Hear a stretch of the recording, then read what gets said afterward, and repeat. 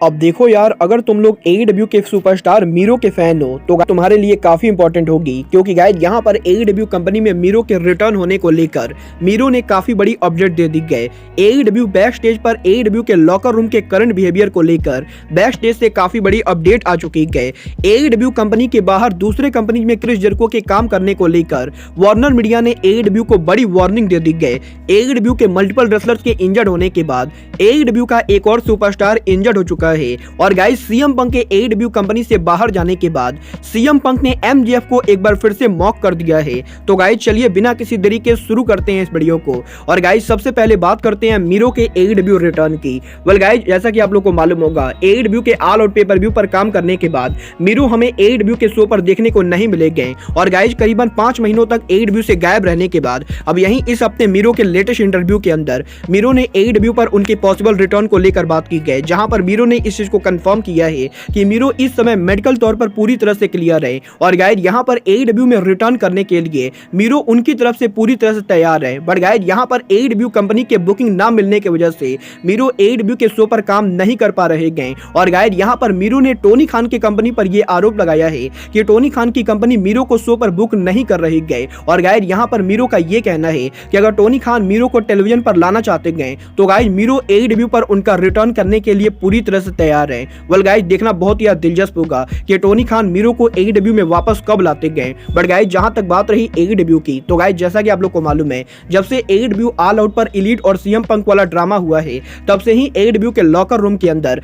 काफी सारी अलग अलग कंट्रोवर्सी चल रही थी। बट गाइस यही अब उस मामले के 4 महीने होने के बाद फाइनली इस हफ्ते AEW के लॉकर रूम के करंट माहौल को लेकर बैक स्टेज से काफी बड़ी अपडेट आ चुकी है, जहां पर फाइटफुल ने इस चीज को कंफर्म किया है कि AEW के ऑल आउट के बाद AEW के बैक स्टेज पर बहुत ज्यादा कियोस चल रहा था। बट गाइस यहां पर टोनी खान के रिसेंटली लॉकर रूम के अंदर क्रिस जेरिको, जॉन मॉक्सली और ब्रायन डेनियल्सन को लॉकर रूम लीडर बनाने के बाद इस समय AEW के लॉकर रूम का मोरल काफी ज्यादा बढ़ गया है। और गाइस यहां पर करंटली AEW के लॉकर रूम के अंदर किसी भी रेसलर को किसी भी तरह की कोई भी प्रॉब्लम नहीं गए। और गाइस यहां पर फाइटफुल ने इस चीज को कंफर्म किया है कि AEW का लॉकर रूम ब्रायन मॉक्सली और जेरिको के लॉकर रूम लीडर बनने के बाद काफी ज्यादा इंप्रूव हो चुका है। और गाइस यहां पर बैक स्टेज के ऊपर इस समय किसी भी तरह का कोई भी ड्रामा नहीं चल रहा है। वेल गाइस यहां पर इस न्यूज को सुनकर मैं पर्सनली काफी ज्यादा हैप्पी हूं, क्योंकि गाइस यहां पर किसी भी लॉकर रूम के अंदर रेसलर्स का एंग्री होना कंपनी को ही नुकसान पहुंचाता है। बट गाइस जहां तक बात रही AEW के locker room leader Chris Jericho की, तो गाइस ये बात तो आप लोग भी मानोगे कि क्रिस जेरिको के ROH की फाइनल बैटल पर ROH के वर्ल्ड टाइटल को हार जाने के बाद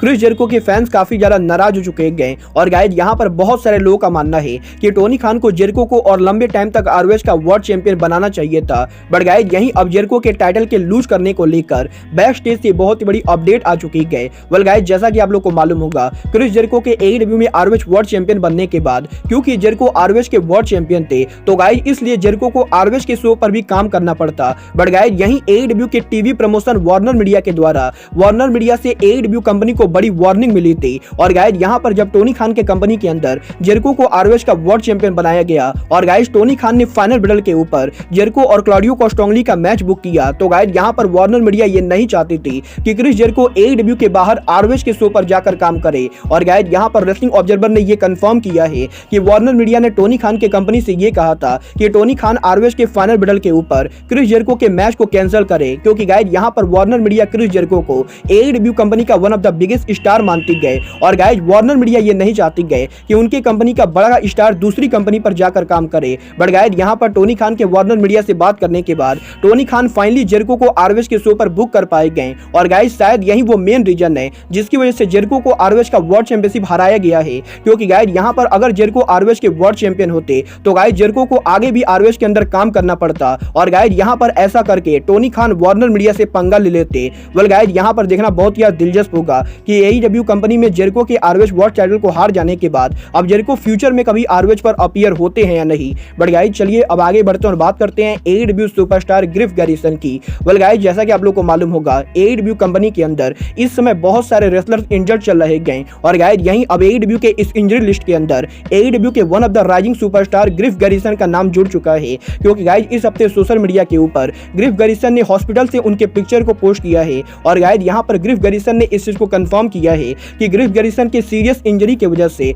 ग्रिफ गैरिसन हॉस्पिटलाइज हो चुके हैं और गाइस पॉसिबली ग्रिफ गैरिसन कोई बड़ी सर्जरी कराने वाले हैं। वेल गाइस यहां पर ये चीज तो रिवील नहीं हुई गए कि क्रिस जेरिको को एग्जैक्टली किस टाइप की इंजरी हुई गई। बट गाइस यहाँ पर ग्रिफ गैरिसन के इस पोस्ट के बाद अब ये चीज तो बिल्कुल ही क्लियर हो चुकी है कि ग्रिफ गैरिसन अब एईडब्ल्यू के अंदर लंबे टाइम तक हमें देखने को नहीं मिलेंगे। और गाइस एईडब्ल्यू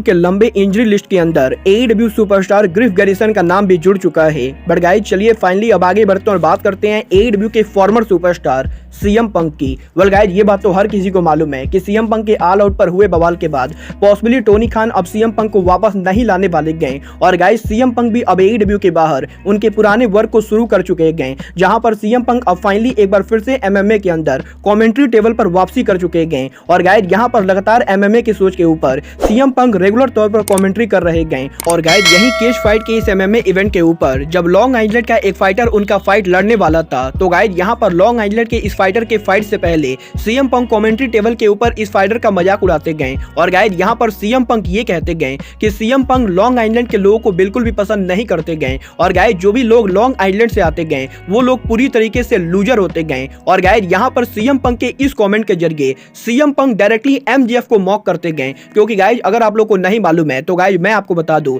एमजेएफ भी लॉन्ग आइलैंड से आते गए। और गाइस सीएम पंक और एमजेएफ के राइवलरी के अंदर सीएम पंक ने एक टाइम पर एमजेएफ को यही बात कह के मॉक करने की कोशिश की थी। और गाइस यही अब एमएमए के इस इवेंट के ऊपर सीएम पंक ने कमेंट्री टेबल के ऊपर एक बार फिर से लॉन्ग आइलैंड का नाम लिया है। और ना कि सीएम पंक ने सिर्फ लॉन्ग आइलैंड का नाम लिया है, बट गाइस यहां पर सीएम पंक के कमेंट्री टेबल के ऊपर जब सीएम पंक इस फाइटर को मॉक कर रहे थे तो गाइस सीएम पंक ने यह भी कहा था कि सीएम पंक के लॉन्ग आइलैंड के लोगों के साथ लंबी हिस्ट्री गए। और गाइस यहां पर सीएम पंक किसी का नाम तो नहीं लेंगे, बट गाइस यहां पर सीएम पंक डेफिनेटली ये कहना चाहेंगे कि लॉन्ग आइलैंड से जो भी लोग आते हैं वो बहुत ही बड़े लूजर होते गए। और गाइस यही सीएम पंक के एमएमए पर इस कमेंट्री के बाद अब सीएम पंक एक बार फिर से एमजेएफ को मॉक कर रहे गए। वेल गाइस यहां पर सीएम पंक के इस हरकत के बाद अब मुझे एक बार फिर से इसकी पॉसिबिलिटी लगती है कि सीएम पंक पॉसिबली कहीं ना कहीं 2023 के अंदर एईडब्ल्यू कंपनी पर वापस आने वाले गए। और गाइस अगर पंक एईडब्ल्यू पर वापस आने वाले गए तो गाइस डेफिनेटली एईडब्ल्यू के अंदर मैं एक बार और सीएम पंक और एमजेएफ की राइवलरी देखना चाहूंगा।